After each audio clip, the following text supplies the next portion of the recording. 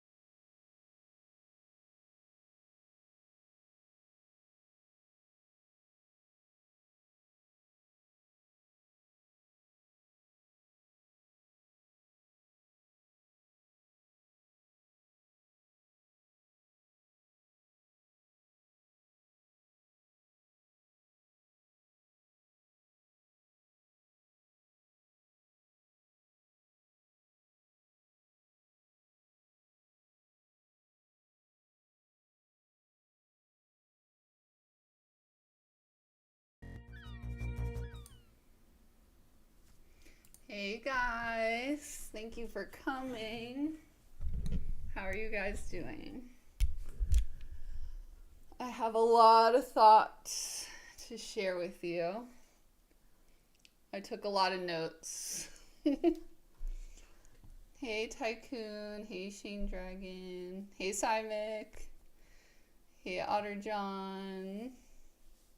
I'm doing pretty good, AJ. How about you? Also, hey everyone on TikTok. I'm also streaming on Twitch under the same name, Reisuka, with the underscore at the end. Have any of you guys had a chance to see the new movie yet? Or are you excited to see it?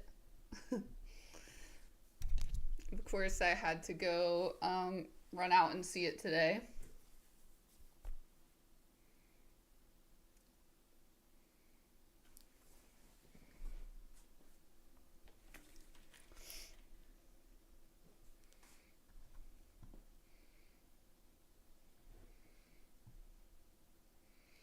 Oh, semi truck, that's cool. You just woke up. Good morning. Hey, Dark Weasel. Thank you for coming. Hey, Fluffy Nerd. There is no Dr. Malcolm, but I did get to see it at Alamo Draft House. So I live in Texas, and they did have a little intro for the movie from Dr. Malcolm. Not really Dr. Malcolm, but from, it's kind of a little like, don't text during the movie type of thing from Jeff Goldblum. It was pretty funny. Hey, it's just AJ. Hey guys on TikTok. You're waiting for the weekend. No, I'm gonna keep it like, I'm gonna try to not give spoilers, but I have thoughts and then I have dino facts.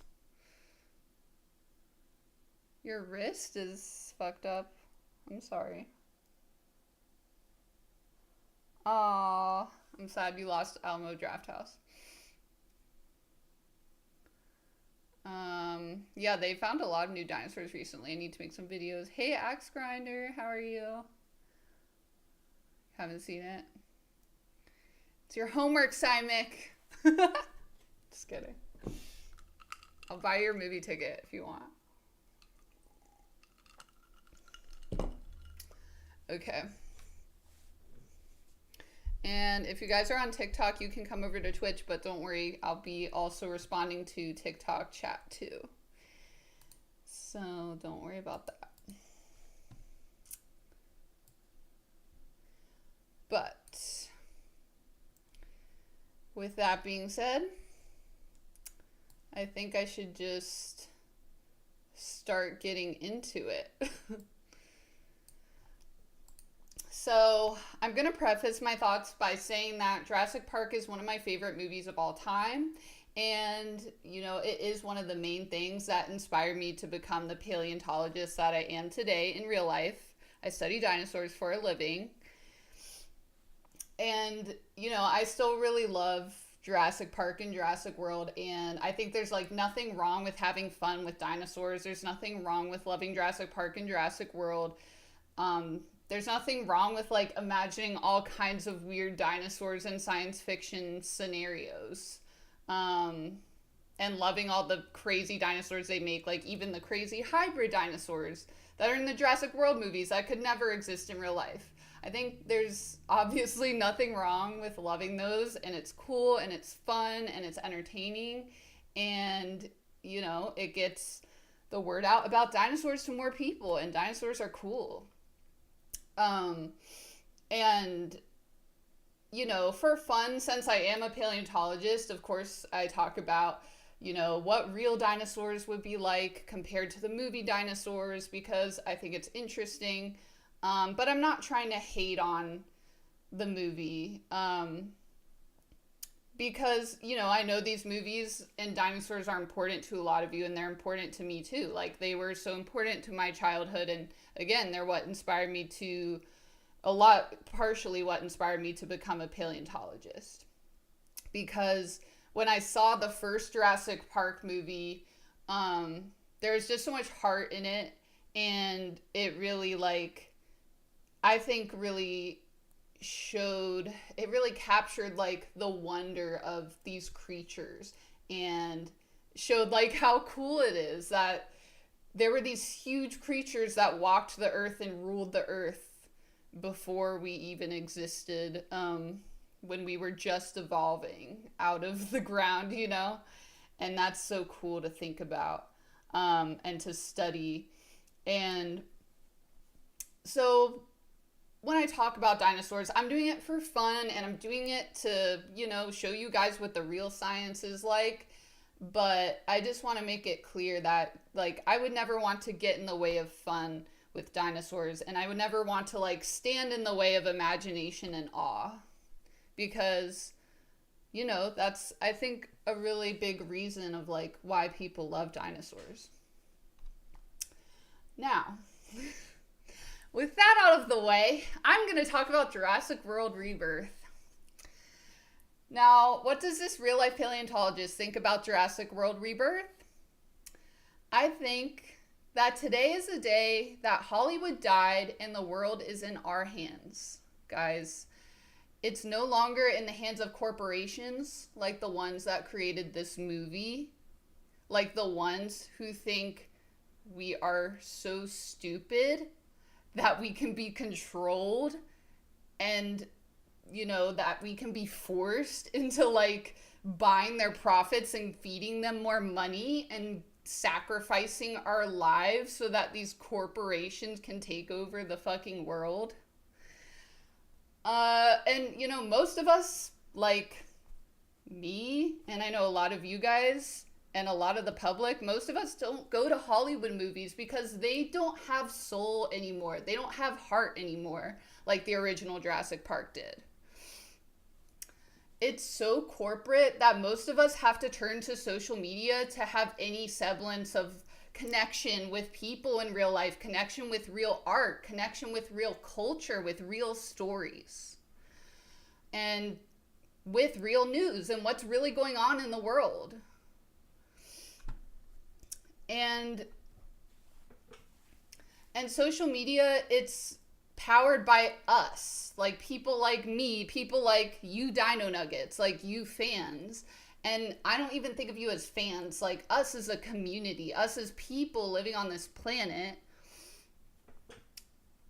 It's powered by billions of people around the world who aren't wealthy, or they don't have the best connections, or maybe they don't even have resources. Maybe like they don't have enough money in their pocket to eat something today, but billions of people around the world can connect to each other, can connect to real things through this little brick, this little iPhone in their pocket. And I say that Hollywood died today because Jurassic World Rebirth did a little bit of everything that I do on my social media platforms and on my streams, but without any of the heart, the soul, the real science, or the genuine vulnerability and love and connection that we as a community have built online over dinosaurs, because we love dinosaurs. This movie is so corporate that the level of product placement is so insane in this movie that I literally felt like I was watching an ad. The plot, I won't say any spoilers, so don't worry.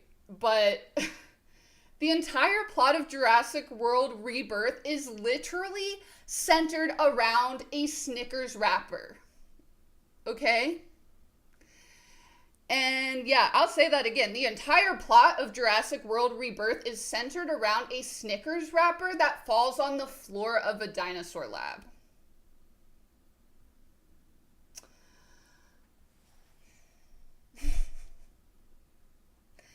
Now, the only saving grace of this movie is that some of the messaging in the movie is really important. And I do give Hollywood credit for at least trying to put some value out into the world through the messaging that was present in this movie. I know that it must not be easy to make a Hollywood movie. There's so many people involved. But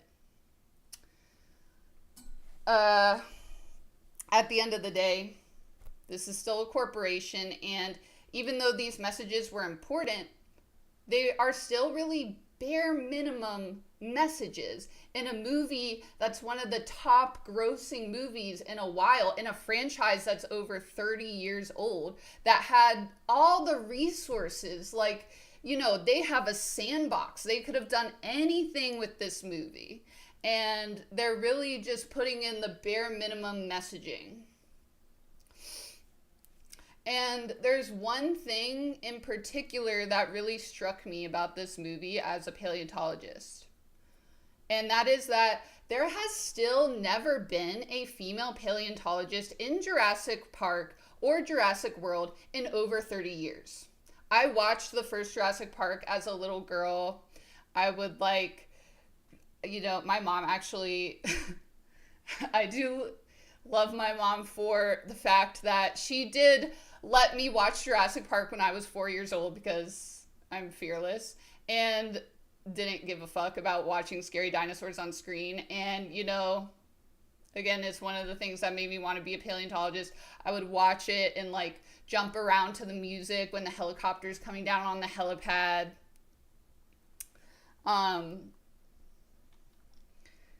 So yeah, I got like so much joy from that movie. But I am 32 years old now, and I have become a female paleontologist in real life.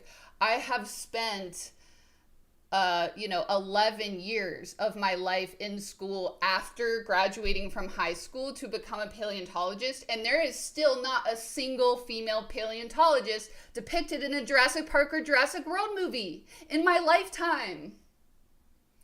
And luckily, I'm one of the few female paleontologists in real life who has lived to tell the real tale of survival and rebirth.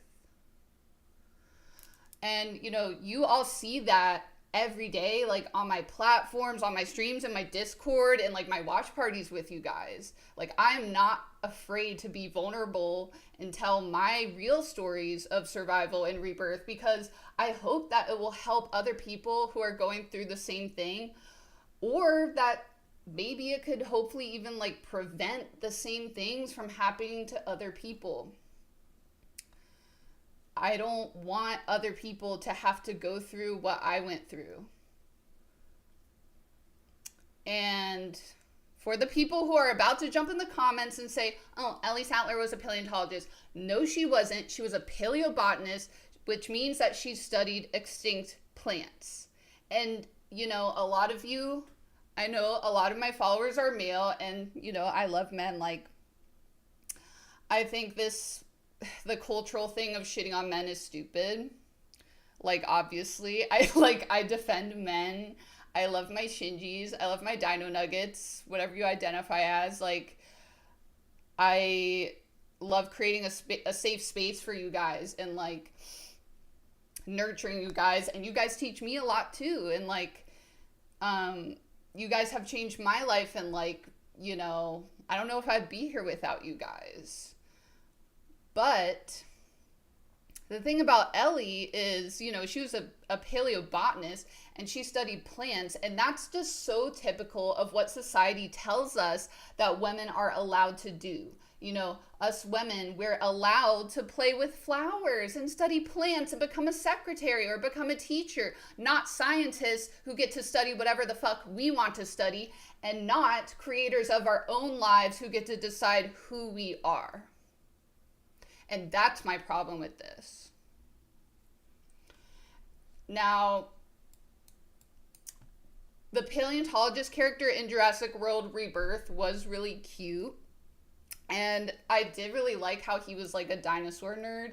Like, he was basically like, I don't know, he seemed like, I don't know, he kind of reminded me of Shinji or, Dino Nuggets, like, you guys who get really into the dino facts with me. I'm a dino nerd too, Obviously, I spent most of my life dedicated to learning this stuff and researching it.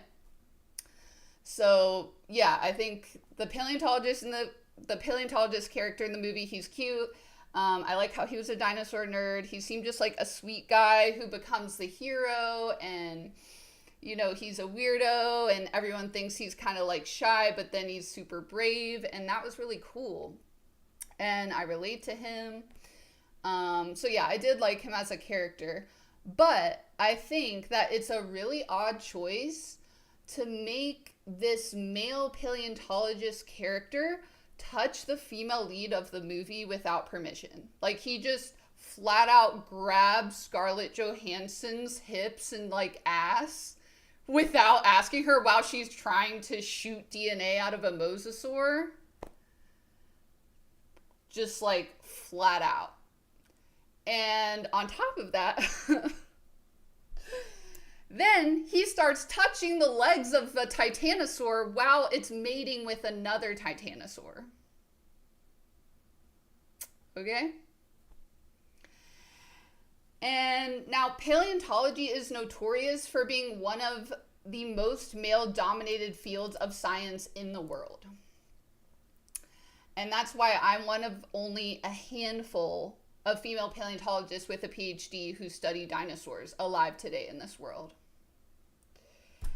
And because our field is one of the most male-dominated fields, and because of the power structure of science and how science works and how you become a scientist and how you have to be a student for so long and have, you know, a professor or a boss over you with a lot of power, our field, paleontology, is notorious for abuse of power, SA, and physical and emotional abuse. And as an SA and emotional abuse survivor myself, who endured over a decade of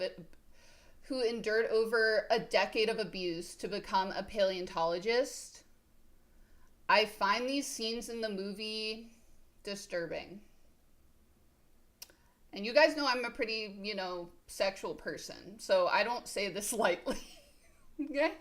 I'm like, it was not just like a little touch. It was like a very, very like, intentional or intense. It's not that I think the character was malintentioned when he did it. I just find it to be an odd choice. I just don't understand what that was adding. Especially when you consider that Jurassic Park has always worked with paleontologist Jack Horner, and they have never denounced him to this day, despite the fact that he married a 19-year-old undergraduate student at his university when he was 65 years old. Still to this day, everyone including Jurassic Park and Jurassic World, and that's why everyone thinks, oh, Jack Horner, famous paleontologist, he's cool. No, he abused a power dynamic and married a young woman who, you know, was interested in dinosaurs and was a student at a university. That is an abuse of power. And, you know, that's just one example of so many examples of like abuses of power that happened to me, happened to other people. I saw it happen to other people every day for years and years and years in this field. And I know it doesn't just happen in paleontology. It happens in all sciences, but paleontology is a really notorious one.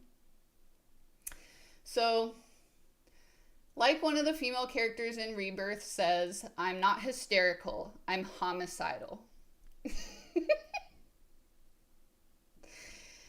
Now, with that being said, I will be reading the chat now, and I will be moving on from my soapbox to talk more specifically about the movie and the dinosaurs. I know that's probably the main reason you guys are here, but I had to say this. You guys know I keep it real. You guys know Dino Mommy bows for no one.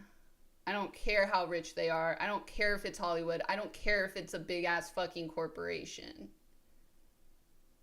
No amount of money you throw at me means you own me. You don't own my fucking voice. I will always like tell you guys what I think is the truth, what I think is like the right thing to do or say. And I will not let anyone else change that. Period. So even when it is Jurassic Park, even when it is one of the things that inspired me to become a paleontologist.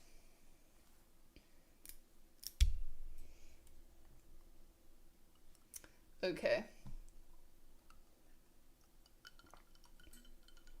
And again, like, that being said, I do love the character. So, like, you know, no hate on him. I don't think it was like he was trying to, like, the actor's good, the character's overall good. I don't know what was going on in the minds of the movie people, but this is something that was on the director and the writers and something that, like, was not taken into consideration. And, you know, instead of working with people like Jack Horner, Jurassic World or Jurassic Park could have talked to people like me, could have talked to real paleontologists who have actually, you know, worked in paleontology, who aren't the typical Jack Horner paleontologist. But that's their loss. Okay, sorry. Now I'm gonna catch up on chat. I know I talked a long time. I usually like to go back and forth with you guys because it's fun to talk to you guys, but I was like, I gotta stand on business. Dino Mommy stand on business.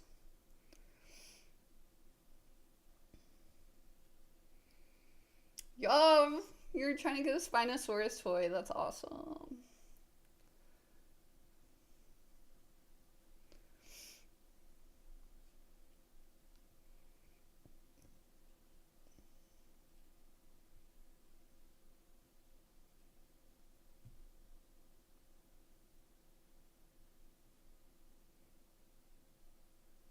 Yeah, Jimmy Buffett in Jurassic World, but Jimmy Buffett in Jurassic World was kind of funny because that's really accurate. Because, you know, if you've ever been to Universal Studios, like they have a Margaritaville at both of them, I think.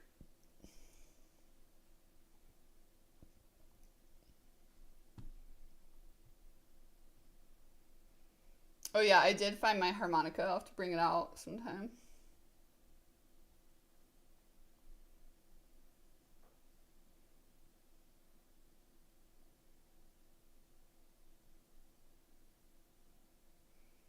Yeah, Wombat Fuzz, there's really, like, there's kind of only like five, or maybe not five, but it's literally like a handful of us that are female paleontologists.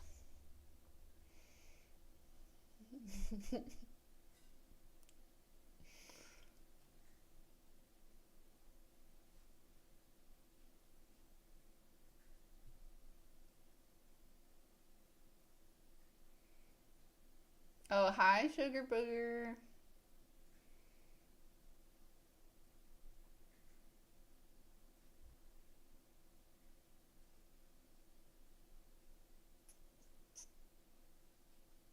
Thank you, Otter John, for the hug.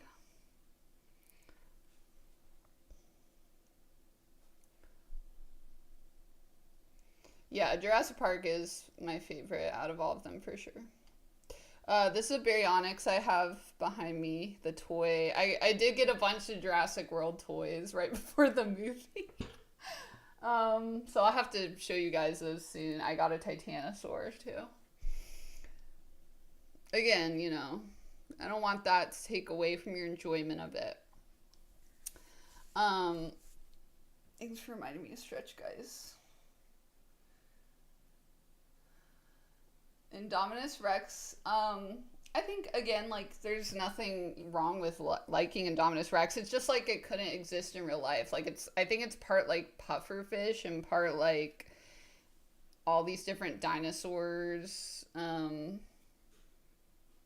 But I mean, there's nothing wrong with like having fun with it. It fits into the Jurassic Park universe of like genetically modifying things for an audience.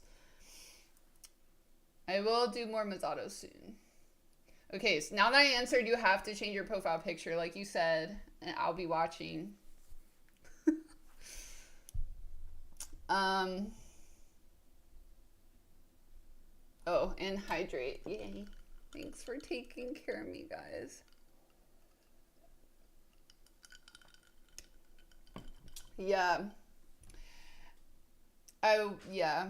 I agree. It's best when like science fiction is accurate to science.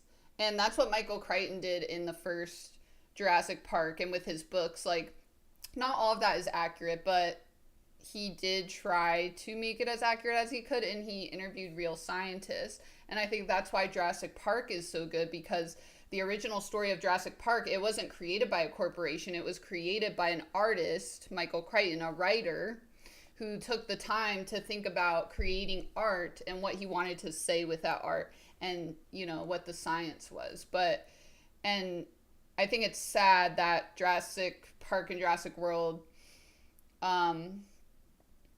they kind of like got taken over by profit and corporation. Like, they literally kind of turned into the thing that Jurassic Park and the following movies warn you to not do, which is go after the profit, just for the sake of profit. And You know, they didn't keep up with the science or change the messaging really. But there were a few important messages that were in the movie that I did appreciate. So I'll start with those. So, um, you actually change your profile picture. Okay. Good boy. I love it. Okay, so the good messaging was one of the main overall points of the movie is that, you know, we as individuals and as communities, as populations of the planet, whatever nation we belong to, we need to demand that science be open source. We need to demand that corporations cannot have control of science. And because science is for all of us. And the reason that this is important is because if corporations have control of science, we basically will lose any of the power that science has. So the example that they give in Jurassic World Rebirth is the medical field. So, you know, this is not a spoiler. They already said this in the trailer. But basically, they're going to get DNA from dinosaurs to try to cure heart disease. And to cure heart disease in humans. And they have a choice. Either they can hand over the DNA samples to a corporation that just wants it for profit and to hand it over to pharmaceutical companies, or they can make it open source, meaning they can give it to everyone. Everyone can have access to it, so therefore a corporation cannot own it. And that means that scientists who don't work for profit can also work on the data and create real cures. Because, like, if we're taking the heart disease example, if they just hand over this DNA only to the company, like, the company could sit on the cure for heart disease and never let it out. And they could manipulate, they could work with food companies to like make foods that cause heart disease and then drive up the price of heart disease medication. You know, they could use the DNA to make a medication that's more effective, but not give you the full cure. So you have to keep buying the medicine and then drive up the price of that medicine, the pharmaceutical companies. And, so yeah, it's like the reason that you don't want corporations to have control over science is because they don't have any checks and balances. They don't have any reason to do real science or to do science that actually helps people. They are only driven by money. Another good example of this that I've already talked about a lot with you guys is like Colossal Biosciences. They're flat out lying about what they did with their science. They haven't, like, none of it is peer reviewed. None of it is able to be validated by other scientists. So it's not replicable. Therefore, it's not really valid in terms of science. And it's also like they didn't even do what they claim to be doing. But because they're a corporation, they can get away with that. And that might be okay when you're talking about dire wolves. Like, at the end of the day, who really cares if the Game of Thrones actors and writer wanted pet direwolves? Whatever. And you want to call them direwolves, but they're technically not. But who really gives a fuck? But you know, where that starts to break down and get really dangerous for us as citizens of the earth is, you know, where are we going to live? We don't have another planet to go on. So if corporations have control of science and technology and they have all this power, like, they could destroy the earth and we have nowhere to live and most of us are going to die, especially like if you're not wealthy.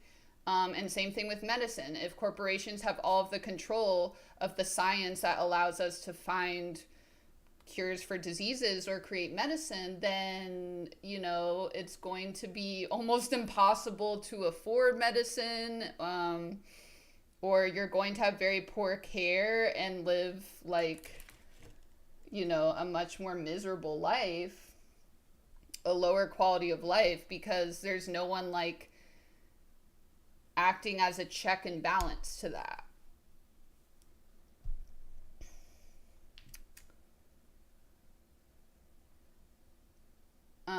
Well, so if something is open source, basically the problem with open source of why it's hard, like when I publish, I always try to do open source. I can't always do it because it takes money to do it. Like you have to pay to make it open source, basically, and you're not going to get profit off of it.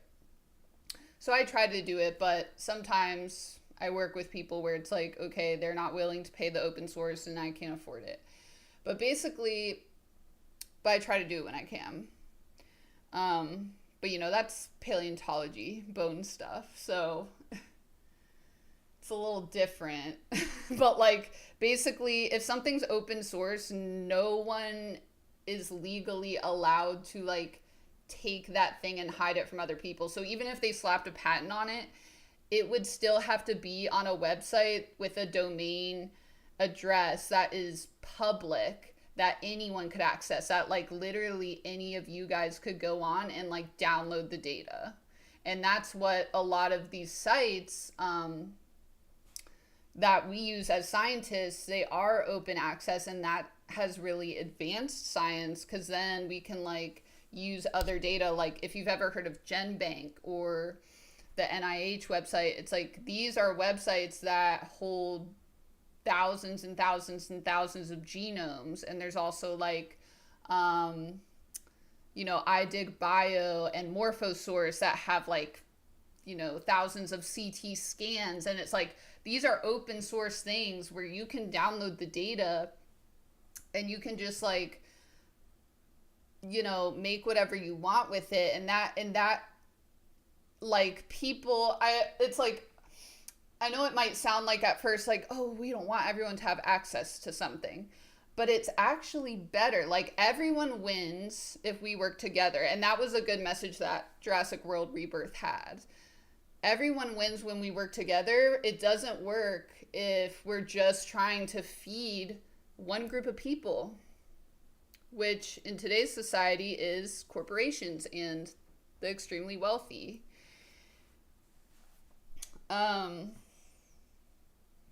Because, you know, I could write a paper and put up an open source, like, for example, I have put up open source papers on fossils that I've named new species about. And I'll publish on the evolution and, you know, how these things lived and stuff. But then, like, elementary school and high school teachers or like museum docents or other scientists can go on, whoever, like your grandma can go on and download my data and download my fossils and go run with it. They can make lesson plans about it. They can make art about it. They can like write a blog about it. They can like use that and then compare it to a fossil they found, or like, you know, use it in their research. And that's like how we all grow together, because we all have some adaptive trait in evolution, because many things have survived for millions of years.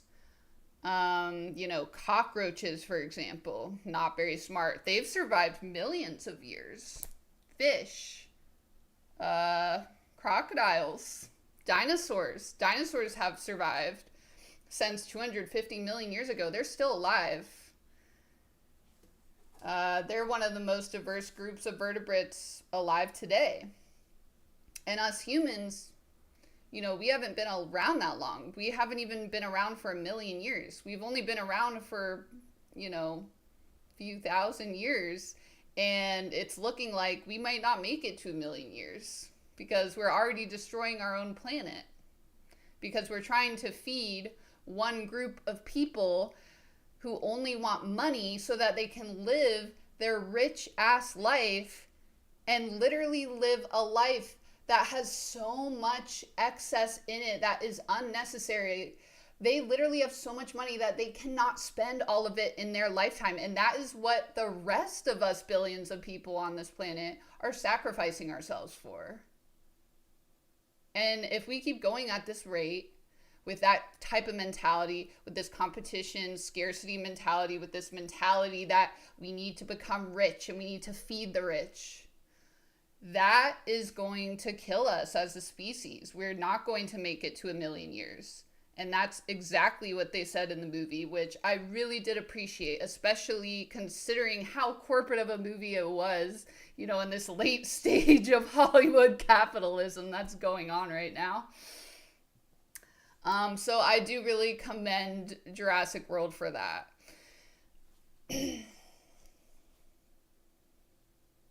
Yes, Forgotten Sailor. Revolution. Join the revolution for humanity.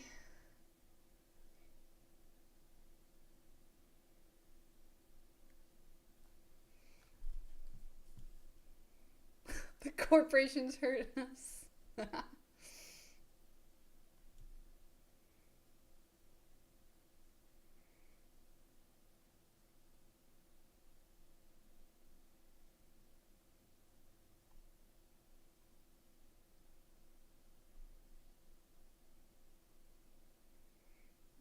Did you guys have a still? I think my internet's pretty good, so hopefully you don't have a still image.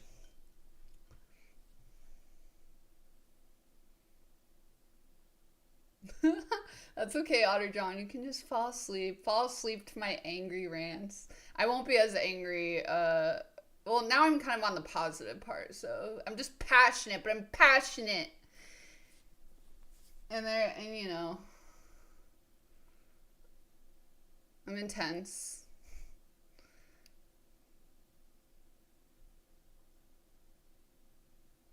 Ah, happy birthday, Ty Boogie. No worries. We'll have more watch parties soon. I know we will rewatch Black Lagoon. I gave you guys kind of a preview of it who came to Neon Genesis, but I will make a poll because I know not everyone could come to our other watch party days. So thank you for coming, AJ.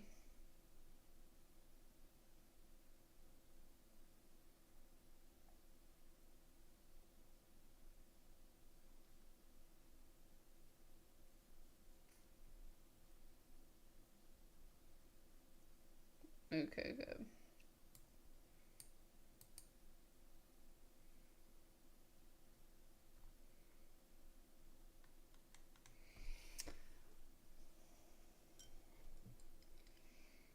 Yeah.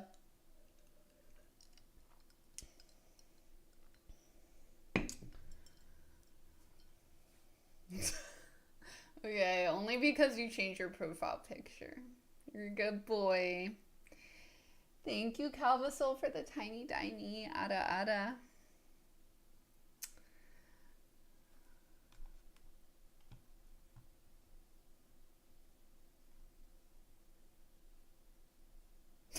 The Mickey Mouse Hotel. Oh my god. Yeah, that was rough.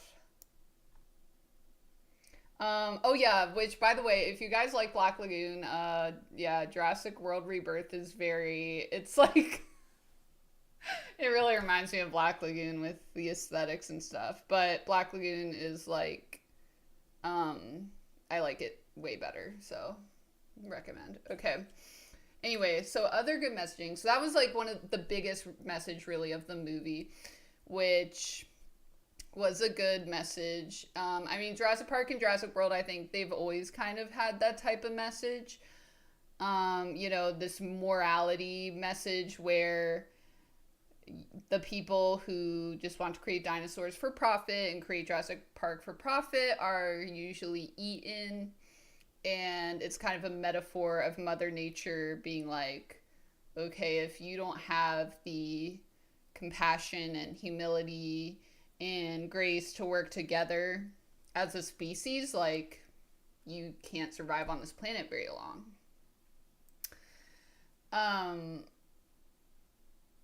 And then they had a couple other good messages too. So another good message was there's a family that or there's some characters in a family that they kind of are at odds with each other at first and kind of annoyed with each other, but throughout surviving the movie, each person in the family is kind of doing their part, even though like the dad's kind of type A, but all the other characters they aren't, and they're kind of living life in their own way. And I thought that was kind of a cool way of showing like we are all different types of people and we all have something different to offer to this world and to the other people around us.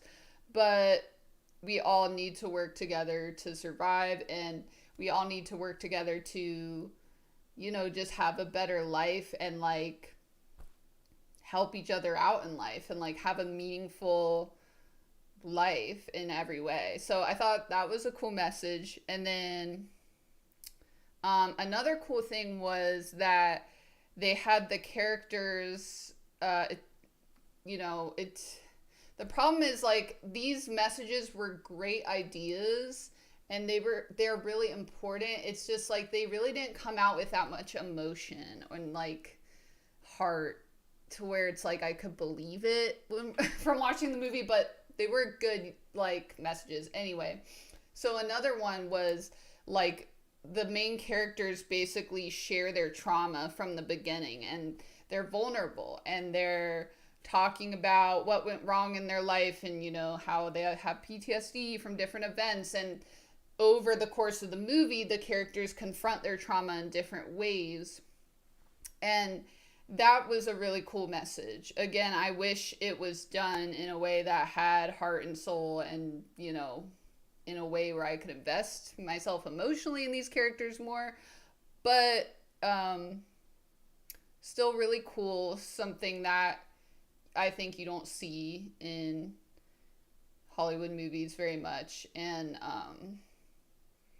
it's something that I think is important that, like I do that on my platforms, and a lot of people are doing that now on social media because, and it's hard to be brave and vulnerable and like share your experiences and your trauma and like hear other people's experiences and learn about them and stuff. But I think it's important because, that's like how we can make connections with other people. And yeah, it's scary. Yeah, like people are going to judge you, but we have to just have faith that the right people will stay and hear us. And, because otherwise, what are we going to do? Like shut ourselves in our room and never be cringe and try to never upset anyone and try to, never have anyone make fun of us. Well, then we aren't living life. And then we're never going to have a meaningful life. We're never going to have fun. We're never going to have friends. We're never going to connect with other people beyond a certain point. So, I think that was a good message. Like, you have to be vulnerable about the darkest parts of yourself and talk to other people.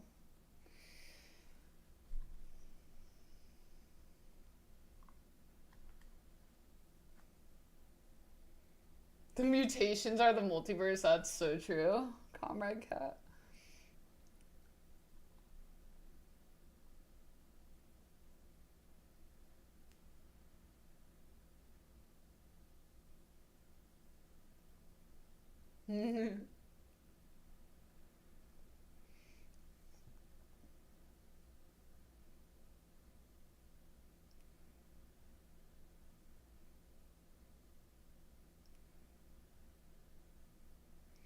No, I didn't hear about the Superman thing.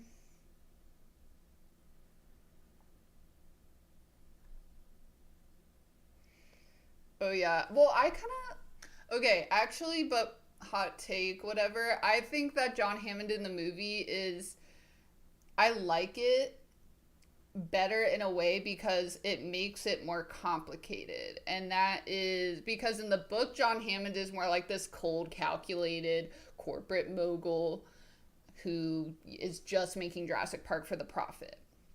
But in the movies, he's kind of this kind, whimsical billionaire guy, and he is kind of not really an idealist, but he's kind of like oh, maybe there could be fantasy in the world and there could be magic. And yes, I'm going to make money, but I have this eye for fantasy and magic. And there is beauty in that.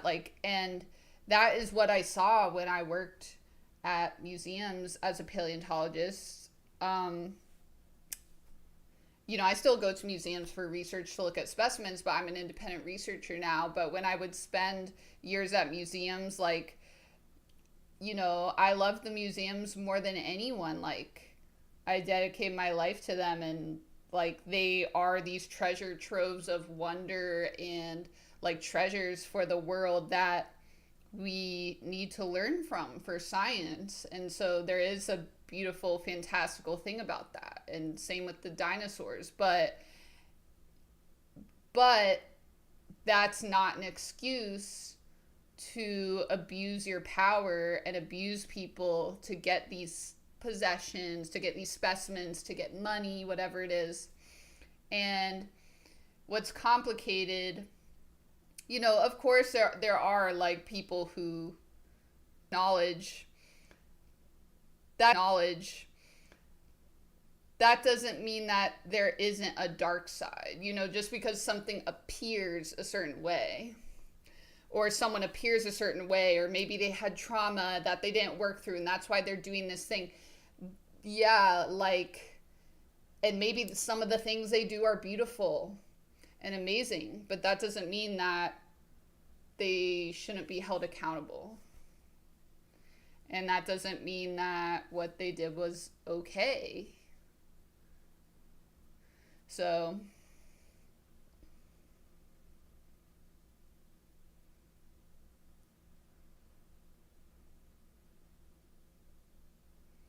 it's frozen. I'm sorry, guys. I don't know what's going on.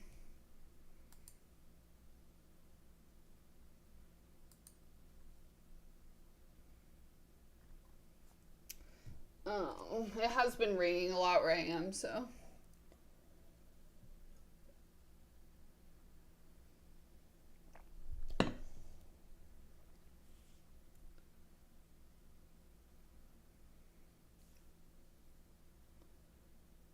Aw, thank you, Shinji. Oh yeah, I haven't heard of the Superman thing, but now I guess I have to go look at this. The 4th floor. Yeah, I was more on the 5th floor. But yeah, I've made many, many pilgrimages to that museum.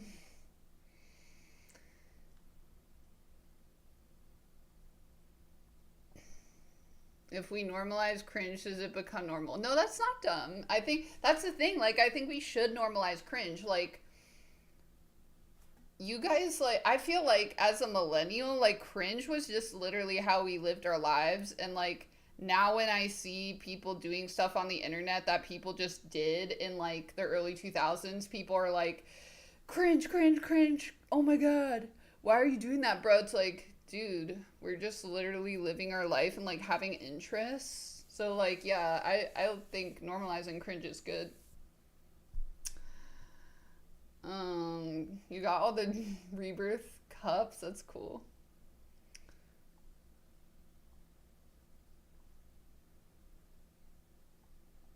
A life without cringe is not a life worth living. I love that. I love that. Sugar booger.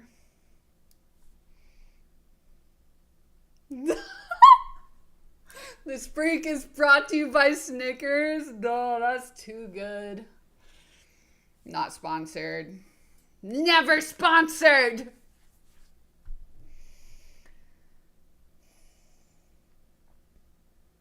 Oh, thanks. Glad you guys like my nails. They're sparkly. Could I win against Baryonyx or Suchomimus? Maybe, because they're more like fish eaters. Well, maybe not Baryonyx with the claw, though. Maybe Suchomimus. Hi, Snake Wizard.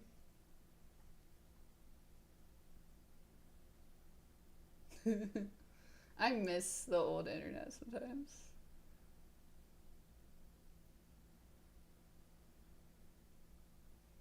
Oh my God.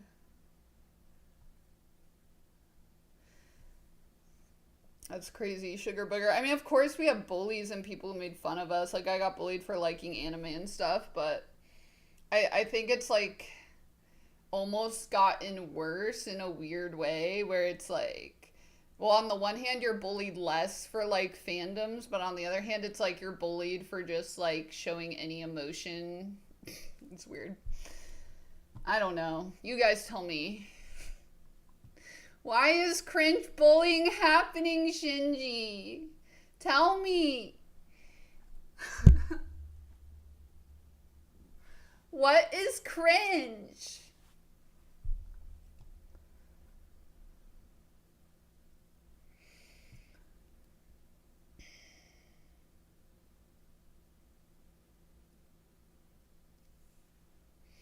Yes, I agree. Sugar booger. Cymic, that's funny. It's a funny theory. Hi,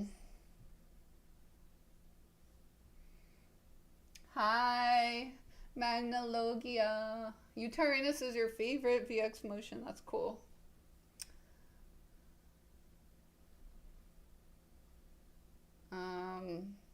Yeah, sorry the internet is shitty today. Okay, let me know when you guys can see me and I will continue. So, I'm trying to think if I got all, I think those were all of the good messages. And so, with that being said, now I took notes on the dinos, okay? I took notes on all the fucking dinos in there so I can give you dino facts on Jurassic World Rebirth. I took so many notes. Okay.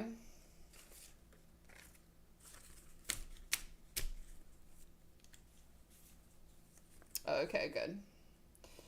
So, I wrote down every creature I saw. Most of them can be seen in the trailers. So, any of the side ones I'm going to talk about, it's not really a spoiler because they're like very short scenes. So where to start? I guess first of all, so the first part of the movie, there is like an old Brachiosaurus, they call it, an aging Brachiosaurus. For some reason, they made this dinosaur look like a Diplodocus, which like I don't understand because in the original Jurassic Park, like they already had a Brachiosaurus, so why don't you reuse that? But anyway, it's clearly a Diplodocus.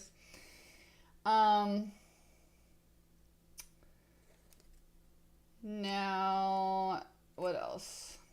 There was a Quetzalcoatlus, which, so the beak of the Quetzalcoatlus, which is a pterosaur, it is kind of hooked backwards. So the beak of the Quetzalcoatlus is wrong. It's basically supposed to be a mutant Quetzalcoatlus, but other than that, the size is pretty accurate. And I really liked how they make the Quetzalcoatlus have like really bird-like motions.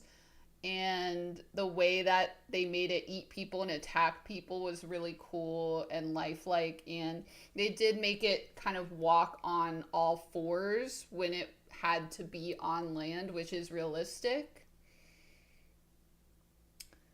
So overall, I don't really have a big qualm with that. That was cool. I thought it was animated really well. Now there is this weird thing that is there's a mutant raptor pterosaur you guys probably saw in the preview or the trailer. So there's like a mutant raptor slash pterosaur. So it's basically like a velociraptor in that it has velociraptor face and it has a velociraptor claw, but then it has the wings of a pterosaur. And personally, I don't really love this hybrid. I think it just looks kind of derpy. That was like my main qualm with this movie is just that real dinosaurs are so much cooler. And if they had put more real science into this, like it would have been even cooler. Yeah. And pterosaurs and mosasaurs aren't dinosaurs, even though the movie says that they are. But as you guys probably know, I've said it a million times, but um, pterosaurs are flying reptiles, and Mosasaurus is a marine reptile. So they're more closely related to snakes and lizards than they are to dinosaurs. They are not dinosaurs. So it would be really unrealistic to combine pterosaur DNA with dinosaur DNA because that's kind of like combining a bird and a lizard. Like, that would not be a viable genetic clone you could make. Um, Now, oh yes, you guys are bringing up Spinos. That's a good point. So yes, the Spinos, I do have a lot to say. Let me double check my notes. Oh, and then towards the end, a Jeep does. There's like two kind of quick dinosaur jump scares. They're not really scary, but like there's CGI'd, heavily CGI'd Compsognathus, little compies. Um, they are a cool color. It's kind of a different color from the other Jurassic Park movies, but they're literally in it for 1 second. And then there's an Ankylosaurus or some kind of nodosaur toward the end that, pops out of the woods and like jump scares. It's literally for a couple seconds. Now, okay, yes. So Spinosaurus, in Jurassic World Rebirth, the Spinosaurus comes out pretty early, but they're basically in the deepest, in the really deep part of the Atlantic Ocean, which, like you guys are pointing out, our current research suggests that Spinosaurus could really only swim in shallow water. And so it would more likely, swim in streams and like rivers, or maybe like along the coast of the ocean in really shallow ocean water, but there's no way it was going to be way out in the Atlantic Ocean like in Jurassic World Rebirth. Also, they made them really fast and like agile swimmers, which probably wasn't the case. Uh, and overall, just the design of Spinosaurus was disappointing because the Spinosaurus in Jurassic Park 3 is actually more accurate to how Spinosaurus would have been in real life. But for some reason in Jurassic World Rebirth, they kind of turned Spinosaurus into this quadrupedal model where it's walking on four legs, but like its front legs are really short. So it almost doesn't look like a dinosaur. Like it almost looks like a crocodile or something. But anyway, it's not a correct design. The one thing that they kind of got right about Spinosaurus, I guess, is like there's a part where it, with its jaw, kind of like ambushes people on the boat. And Spinosaurus definitely could have ambushed dinosaurs from the water. But again, it would have to be in more shallow water for sure. And the other thing is we have no evidence of Spinosaurus hunting in packs. But in Jurassic World Rebirth, they show multiple Spinosauruses like working together to take this boat down. But we don't have any evidence for that. We have very little Spinosaurus material in general.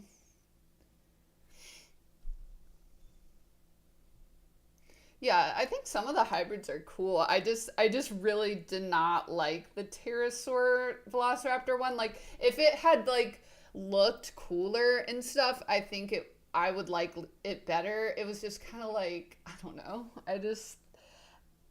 Yeah, and don't the D-Rex is a whole. We'll save the D-Rex for the end. Um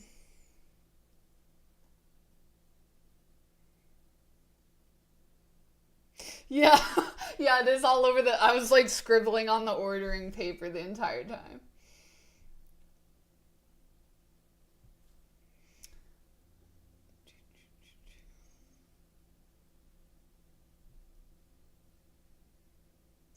Yeah, deeming things as cringe is cringe. That's so true.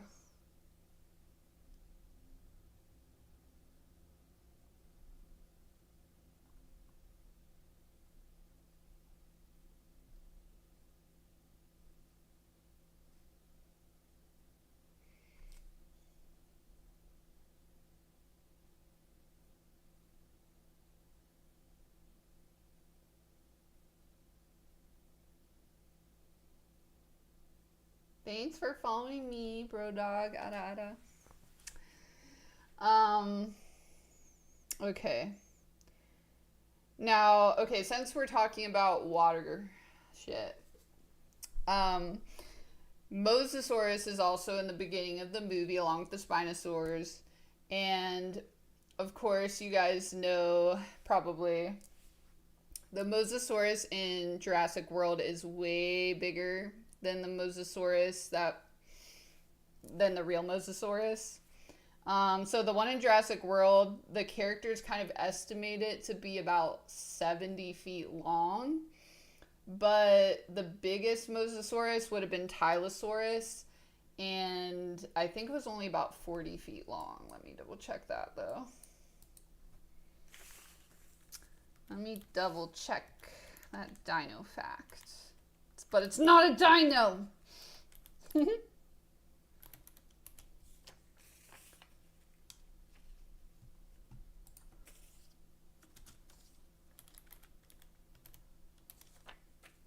Yeah, 46 feet. So yeah, the biggest mosasaur that we know about was 40 to 46 feet long. So this is a lot bigger.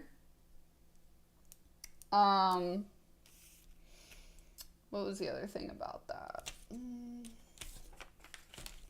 I lost my notes.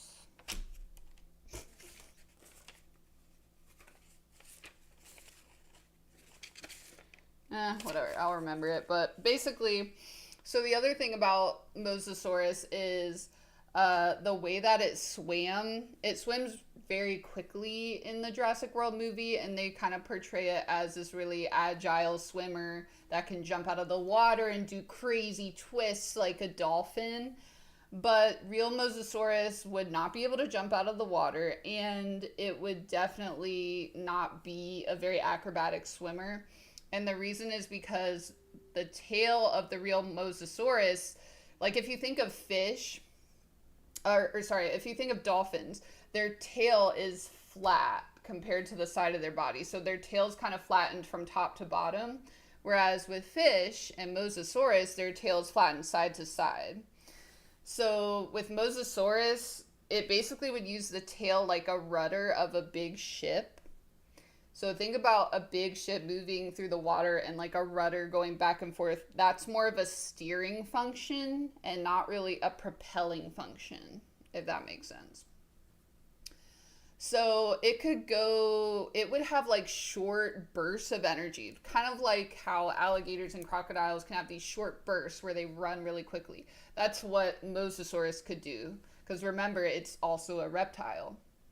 So Mosasaurus, we think it could probably have short bursts where it could swim super quickly, like maybe 30 miles an hour, but it wouldn't last that long, and then it would be forced to slow down. Whereas in Jurassic World, of course, they're showing this, Jaws-like thing that's like attacking the boat crazy, like going everywhere.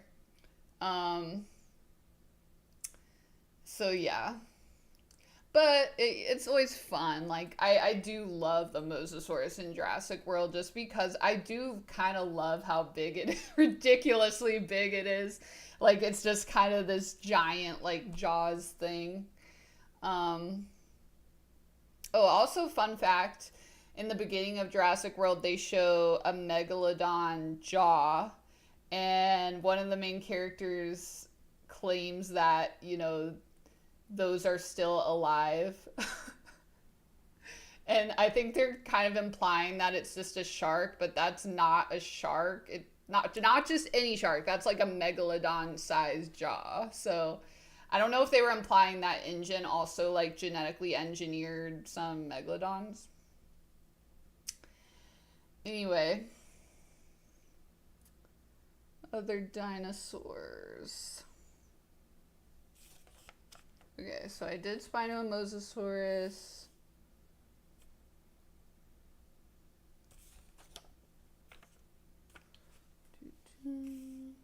Oh, there is this little baby it's not Triceratops, it's a ceratopsian dinosaur. What is the name of it?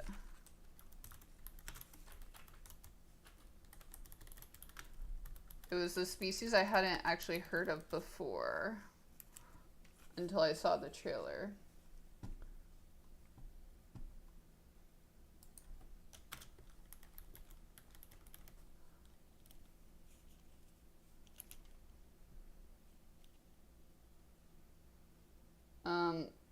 A Chelops is so cute.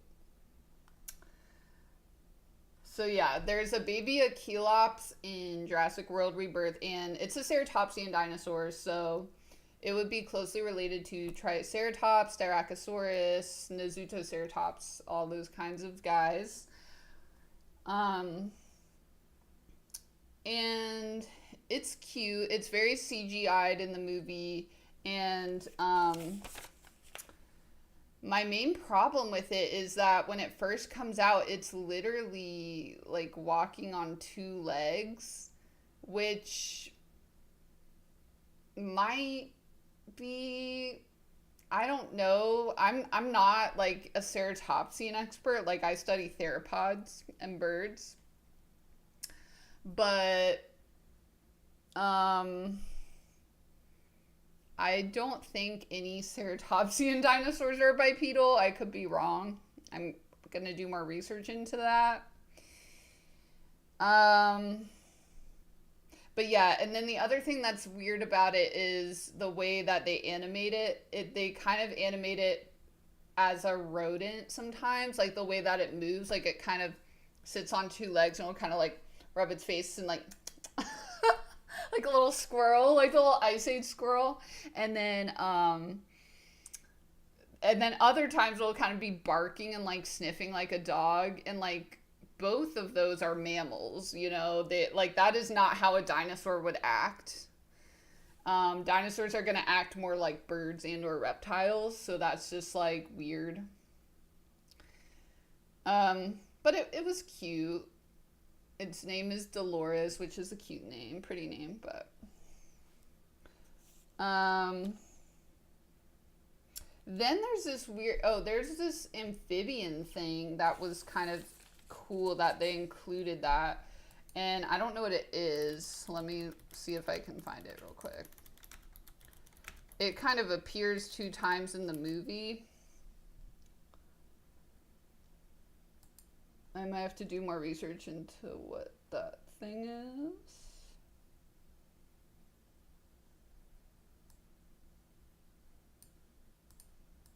But basically, it's cool because they're kind of trying to show like there are other things that are present with the dinosaurs that weren't dinosaurs, which, you know, was true back in the day during the Mesozoic, the Jurassic, Cretaceous, and the Triassic. There were amphibians, there were reptiles, and then in the late Jurassic and Cretaceous, there were mammals.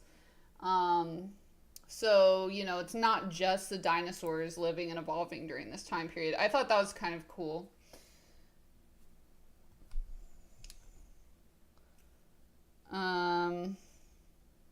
But yeah, I need to do more research to figure out what it was. Oh, one scene that was really cool, I have to say, that kind of brings back some of the feeling of the original Jurassic Park the most, in my opinion, is the Titanosaur scene. They did really make me feel like I was in the grass with the Titanosaurs, which was cool. And it kind of gives you a sense of how big the Titanosaurs would be compared to you, which is really cool because I've seen a lot of Titanosaur skeletons. Like, I've found a Titanosaur skeleton before in the field, but I have never, you know, and I've always tried to imagine, like, what it would be like to see these things. And this movie did give me that sense of, like, what that would be like. And that was really cool. Even though they're getting weirdly touched by the characters, but it's okay. But the only thing about Titanosaurus, so they showed the Titanosaurs in a big herd, which we don't really have evidence for that. It's unlikely if they did live in herds. They're just so big. I think it's unlikely that there would be a huge herd of them because then they would kind of start competing for resources because these guys have to eat a lot of vegetation to just stay alive and get through the day because they're huge. They're the biggest animals that ever lived.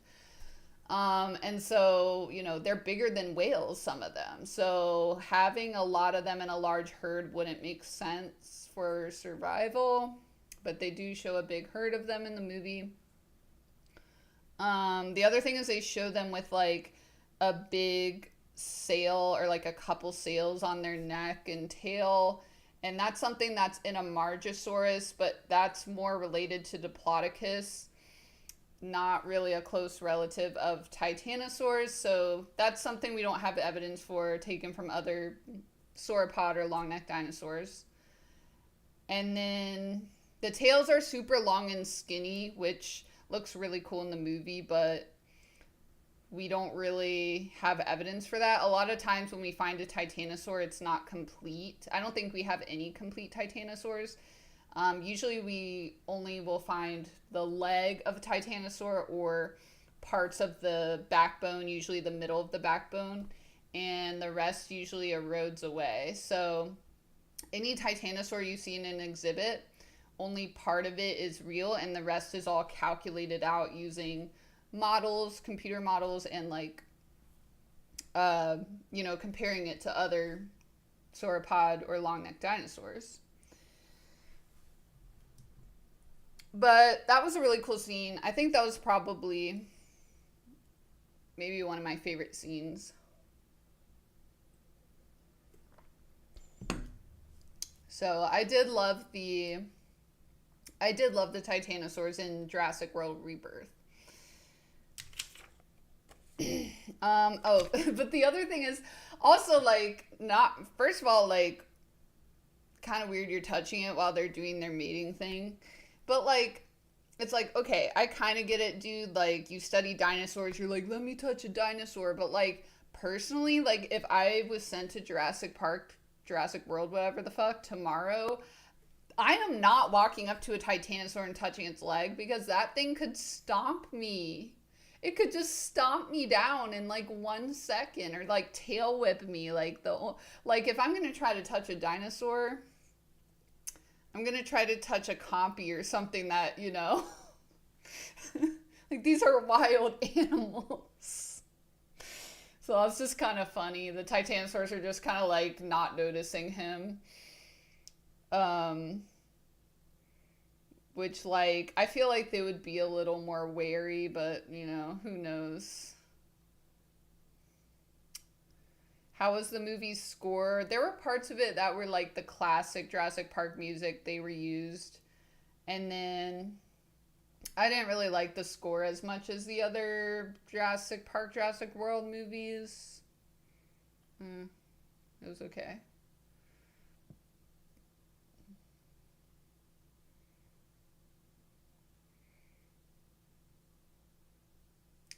There was Dilophosaurus in the movie. It was exactly the same as the one from Jurassic Park.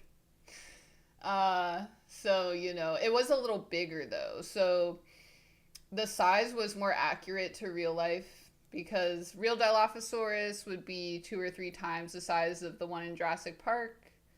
And it wouldn't have the frill, wouldn't have the poison. That was something that was added based on living lizards, but we don't have any evidence of that for Dilophosaurus. But real Dilophosaurus would have a crest, but it would just be a lot bigger. So I think it would actually be scarier than the little one, personally.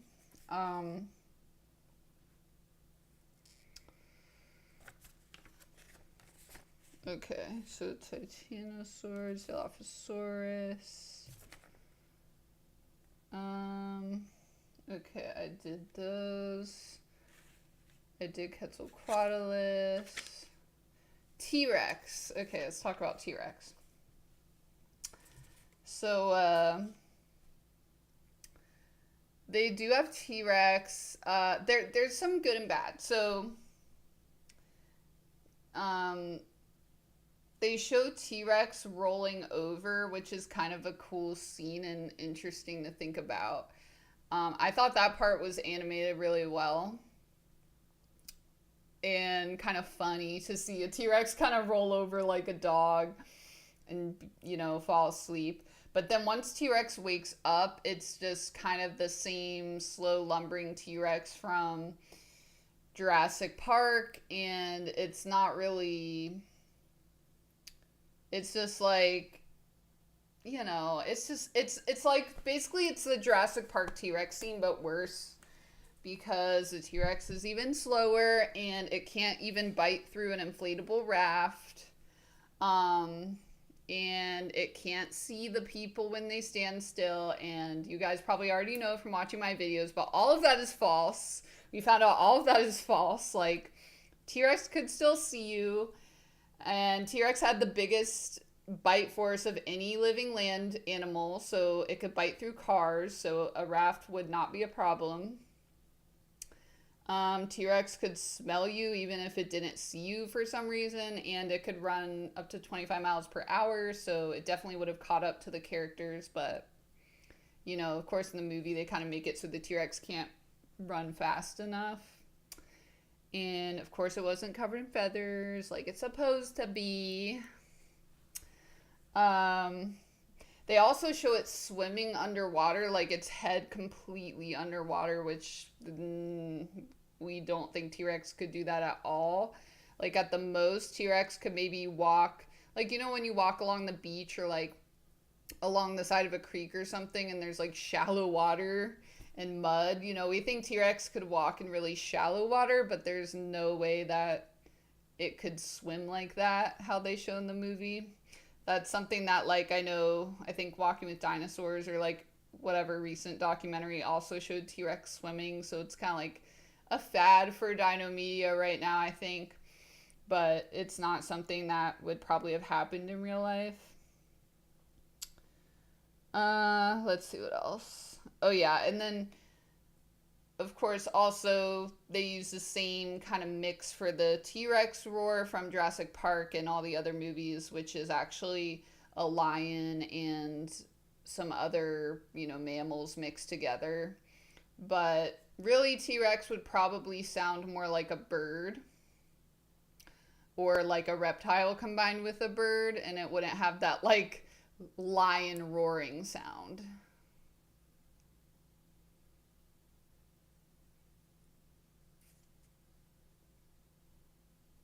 Oh yeah, and someone did tell me, so I guess the T-Rex swimming thing is a reference to Michael Crichton's book. But, Michael Crichton, like I said, he was going off of what science, what the most up-to-date science was at the time. And that science has changed, and, like, I guess I feel like it's a little weird to put all this effort into, like, referencing this book that this dead guy made of science that's outdated, when, like, a lot of other choices didn't seem to have a lot of thought put into it. So yeah. Thank you for the heart, Denzer Ada Ada.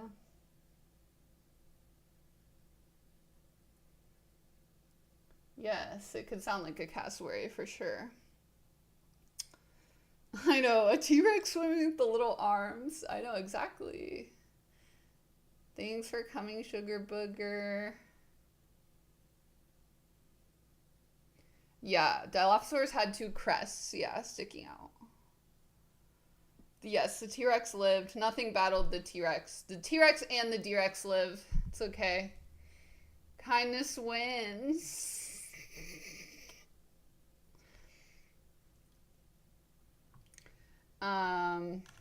Okay, what else? I think that's all of the dinosaurs except the D-Rex. So, the D-Rex. I don't know. Have you guys seen pictures of this thing? Have you seen the toy of this thing? Let's talk about the D-Rex. Because, as a paleontologist, I can't really say much about the D-Rex.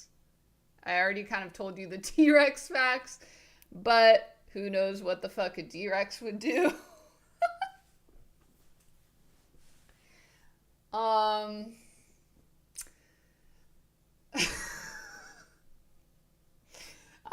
the can't.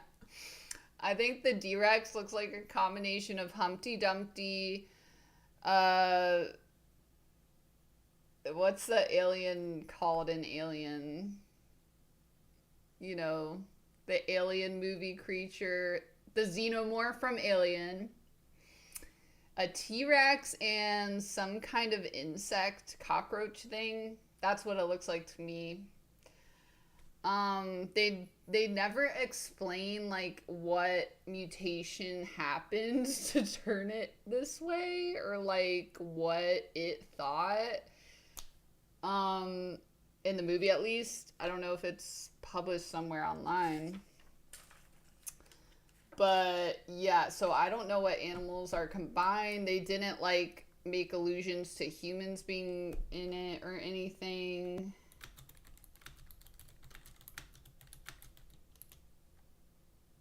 Oh yeah, it does look like a rancor too. So true. Jurassic movie. I think this is the fourth Jurassic World movie, I'm pretty sure. I agree, no. Yeah, that's what I'm talking about now, actually.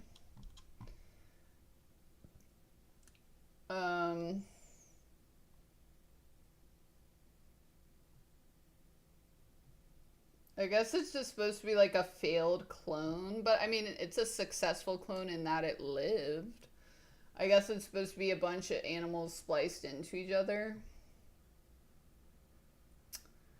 Let me know if you guys... Oh, Dinosaur Guy 59, thanks for following me on Twitch. Ada.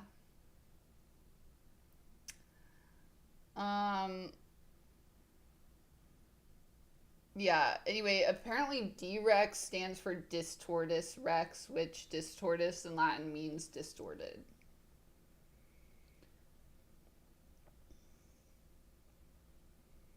Yes. I definitely prefer Indoraptor and Indominus Rex over D-Rex.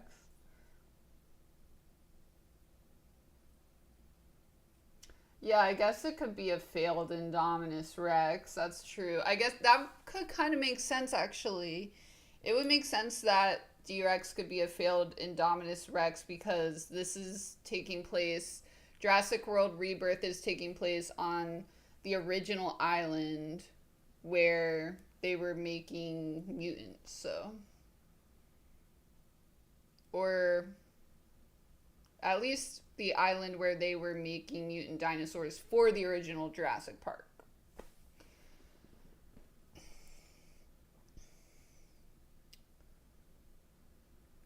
You saw it in the theater? I'm jealous. First Jurassic Park. I saw it on a VHS.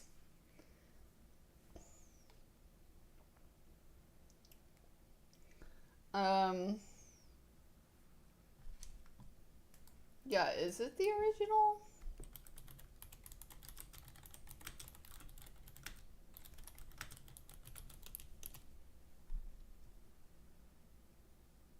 Okay, it's a new island.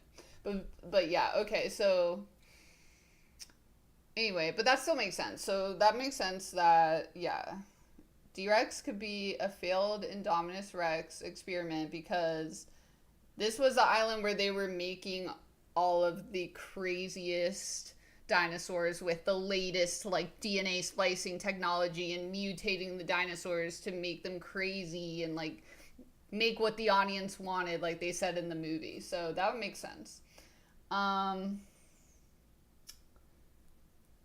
The D-Rex, like, it also seemed like, it did seem like the D-Rex was intelligent because it kind of seemed to pick and choose who it wanted to kill. And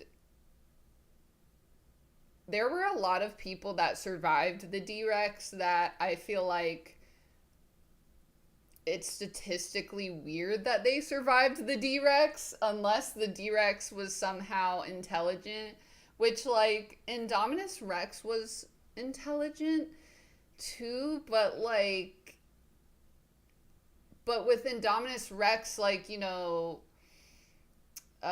Chris Pratt had velociraptors that could kind of translate from the humans to Indominus Rex, and like no one's translating for the D-Rex in this movie, so I don't really know how the D-Rex is making decisions or how it feels. I don't know. I would like to learn more about that, but they don't really reveal that.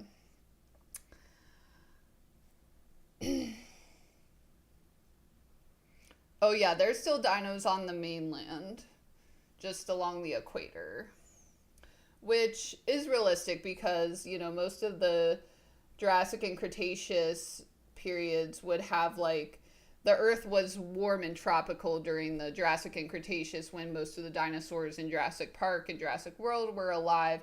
So it makes sense that most dinosaurs couldn't really stand to live on modern Earth and that they would kind of only live they would only live around the equator at a certain point and start kind of dying off at higher and lower latitudes. But mm,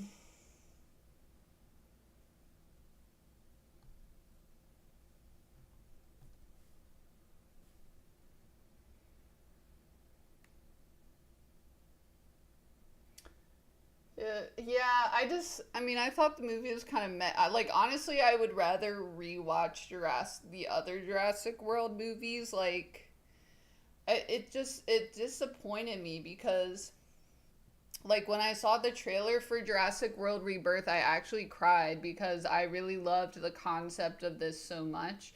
And I really was excited for the idea of a new idea of Jurassic World and Jurassic Park and what they could do with it, especially since they were like returning to this place that had significance for the original Jurassic Park. And I was really excited to meet the new characters. But I mean, like I said, it just like there's all these great ideas and concepts that are really amazing, but it's like it just has no heart in it. It's just I couldn't get invested in it, and I felt like I didn't really have that much fun watching the movie except for like some of the dinosaur scenes, but honestly like the dinosaur scenes are really short. Like most of the movie is not really about the dinosaurs. But like the messaging was good, the concepts are really cool. So, the concepts and the messaging are much, much better than they were in the other Jurassic World movies. So, like, on the flip side, there's that. And there still are some cool dinosaur scenes. And, like, some of the characters are cool. Like, I talked about, like, the boat captain is cool. The paleontologist is cool. Um, and the family is cool. It's just I just feel like it needed to be fleshed out more.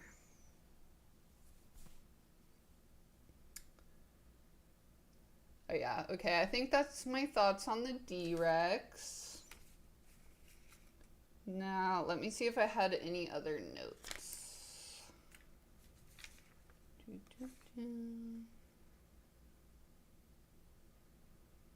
Oh, one other really good message that I liked that they had is there's this scene where one of the family members is shit talking himself and he's saying, I don't know why my girlfriend's with me. If she knew who I was, she wouldn't be with me. I'm so lazy. I'm a bad person, blah, blah, blah. And the dad of the family says, other people might talk shit about us, but we don't need to do that job for them because otherwise it becomes real. And that's a really powerful and good message. I really love that because it's so true. It's like, you know, they're kind of showing like, no, you are worthy. You don't need to like talk shit about yourself. Like, you're not lazy. You're not these things that you tell yourself. You're not as bad as you think you are, okay? So yeah, I really liked that.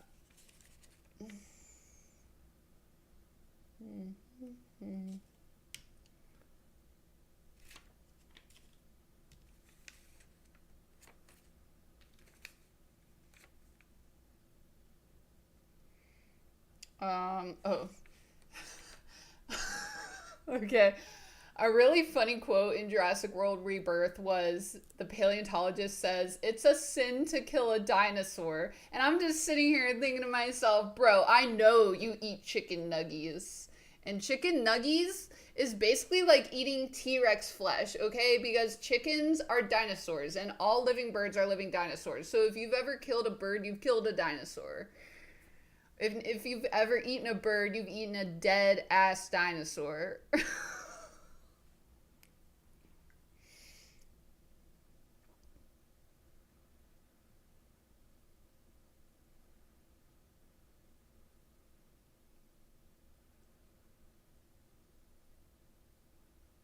Yeah, I guess they were trying to focus on the people instead of the dinosaurs. I just wish, which is a cool concept too, but again, I just wish it was more fleshed out.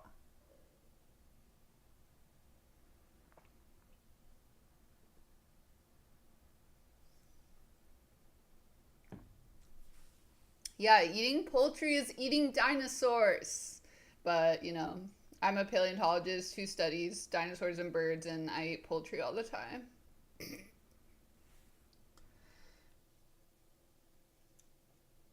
How'd I learn the song for harmonica? I just looked up on YouTube how to do it.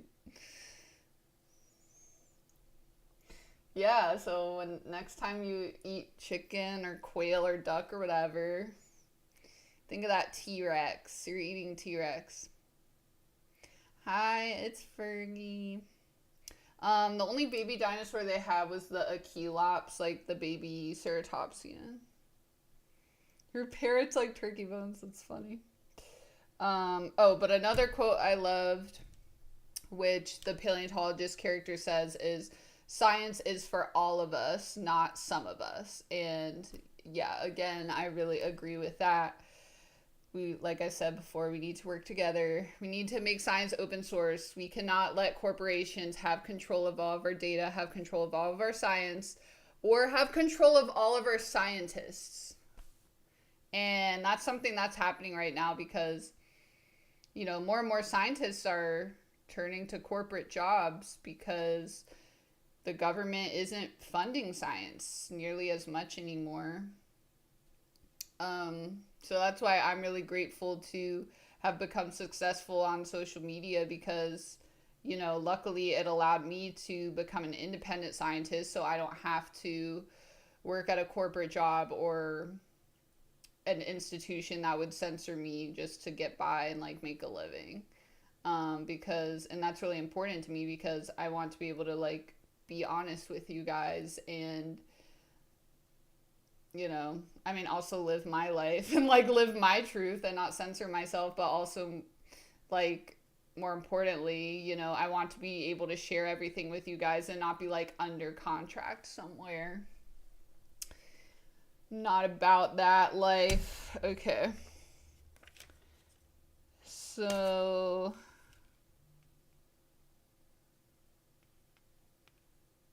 yeah. I think that was all of my notes.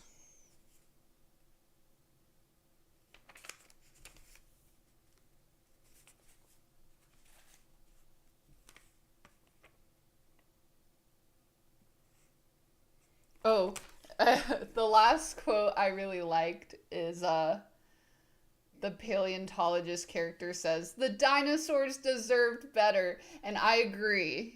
But you know what, Jurassic World? The dinosaurs deserved better than Jurassic World Rebirth. But, at the same time, you got the messaging out to us humans, and maybe that's what was the most important thing all along. So I commend you for that.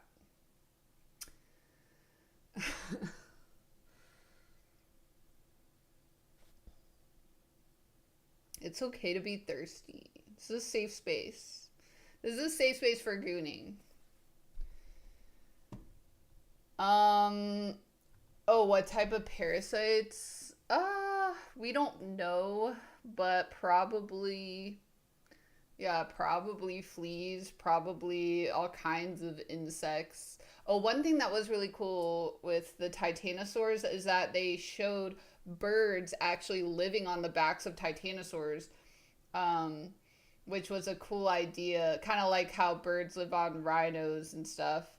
The only thing is, I think titanosaurs are a little older than Cretaceous. Or no, they were Cretaceous. Okay, so that could have happened. So it could have, yeah, like birds could have lived on the back of titanosaurs. So that was a really, really cool detail because it kind of showed the whole ecosystem of the place more than just dinosaurs for the sake of dinosaurs.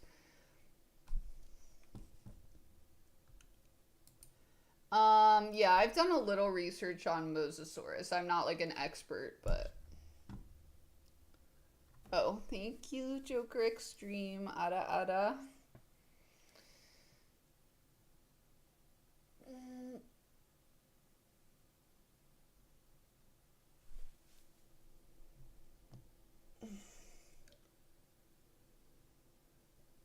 Yeah, I'm also surprised Carnotaurus has not been like a star of these movies. They could have even had it battle T-Rex.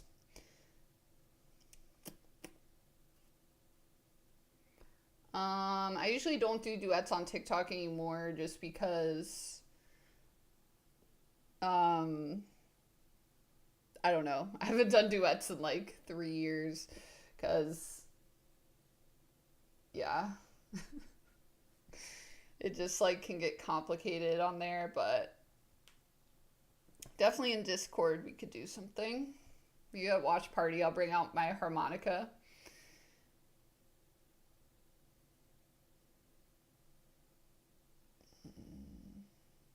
Yeah, oxpeckers. Do I have a favorite dinosaur? Velociraptor and the bird-like dinosaurs. That's what I study. But I also love long-necked dinosaurs, Diplodocus, and Spinosaurus, of course. Yeah, I do kind of wish, like, Mosasaurus is cool. I just kind of wish that they showed Plesiosaurus or something crazy. Because there's a lot of other, like, crazy marine reptiles, or, like, Kenchosaurus, like, that they could have made those really scary. Saddest dinosaur movie, Land Before Time.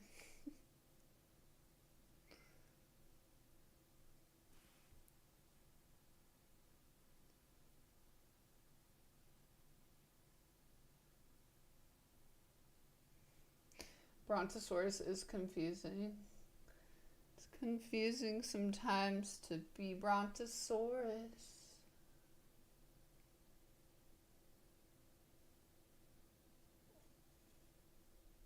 You guys are having a third impact ending over there.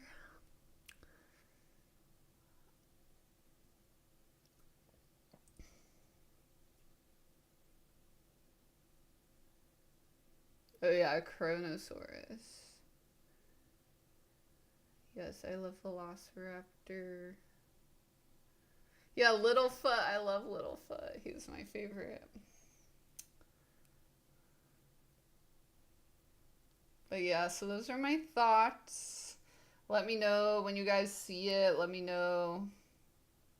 Comment on my videos or whatever. Go in the Discord or whatever. Message me. Let me know your thoughts about Jurassic World. I'll definitely ask on stream next week too.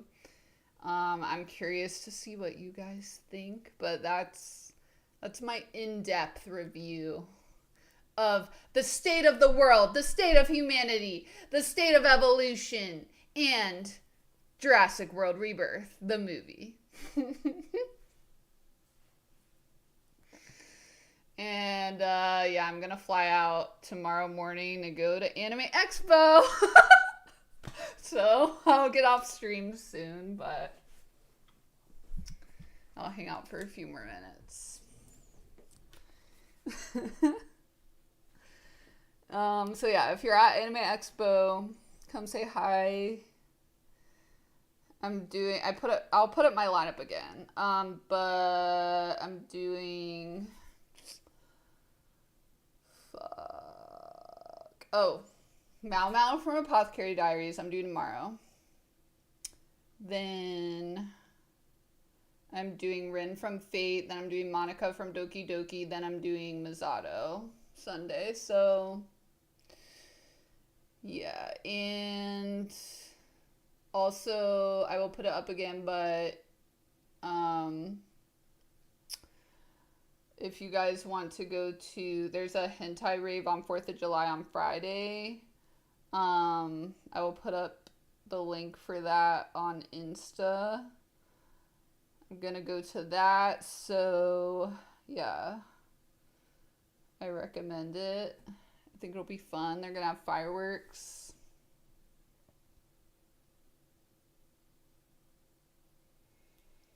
I'm excited because I haven't been to a con in a while. I think the last anime con I went to was like February or something. So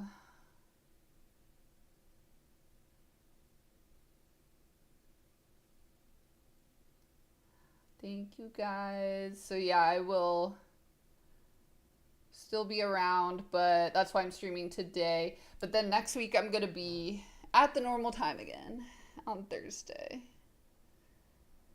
streaming. You live in Australia? That's cool though. I've always wanted to go there. You guys have cool birds, cool dinosaurs. Thank you, Shane Dragon. Thank you, Axe Grinder. 2009, you're an OG. Oh yeah, Styracosaurus is cool.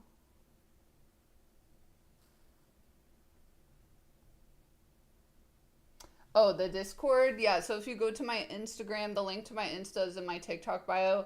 So go to my Instagram and all my links to everything are on Instagram, including the Discord. And we just finished watching Evangelion in the Discord, but we have watch parties there every few weeks. We're gonna start watching Black Lagoon. So you guys get introduced to your next Mommy Misato.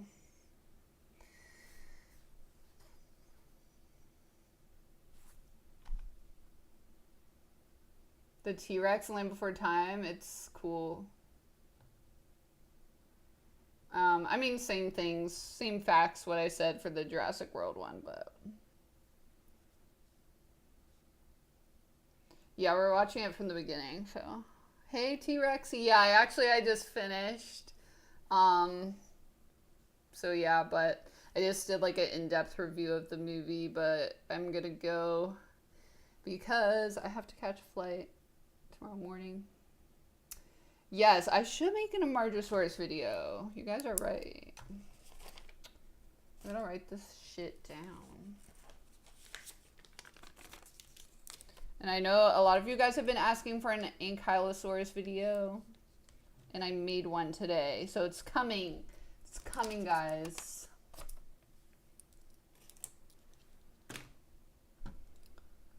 Okay, T-Rexy. Thank you, Sniper Vixen. Thanks, Ty Boogie. Go to sleep, Shinji.